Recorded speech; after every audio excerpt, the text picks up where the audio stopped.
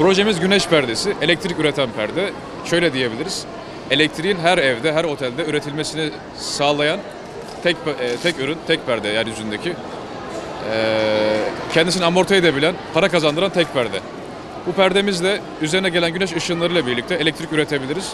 Ürettiğimiz elektriği ister şebekeye satıp kâra geçebiliriz, ister aküle depolayıp kendi evimizde kullanabiliriz. Şimdi varsayalım ki güneye bakan bir pencerenizde, 4 metrekarelik bir pencerenizde bu perdeyi kullandık. Perdenin tamamen gün boyunca kapalı olduğunu düşünürsek eğer, bir gün içerisinde toplam üretilen elektrikle birlikte biz televizyonumuzu 28 saat çalıştırabiliriz. Buzdolabımızı 2 saat çalıştırabiliriz. Yine aynı şekilde 10 adet lambamızı 21 saat çalıştırabiliriz aydınlatma için. Proje İstanbul Teknik Üniversitesi'nde yüksek lisans tezi yaparken, yani başlarken bu proje aklımıza geldi ve bunun üzerinde yüksek lisans tezi yaptık.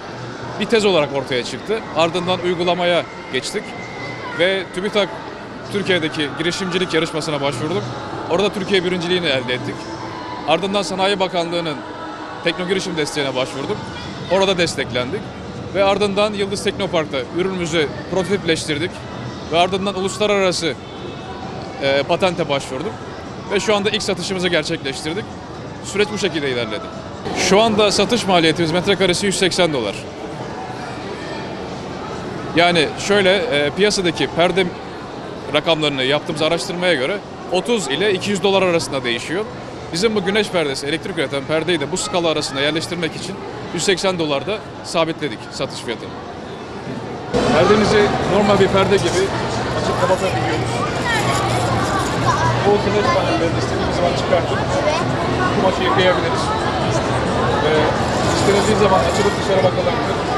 Ve istenildiği zaman, kullanılmadığı zaman yine mobil uygulamayla birlikte otomatik olarak kapanıp açılabilir.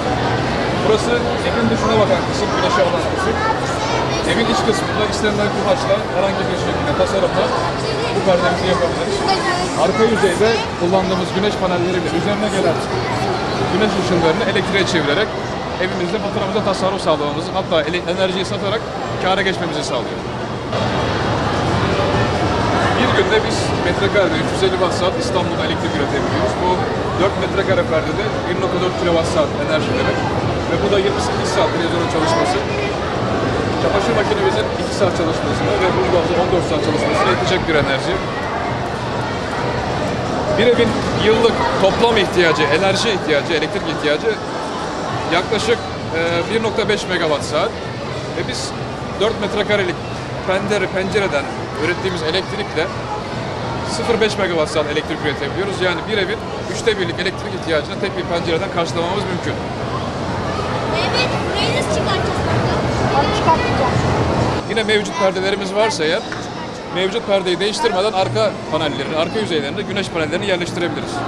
Mevcut perdelere baktığımız zaman 30 ile $250 arasında değişmekte ve bizim perdemizin skalası da, fiyat skalası da $180 olarak bu skala içerisinde yerleşmiş.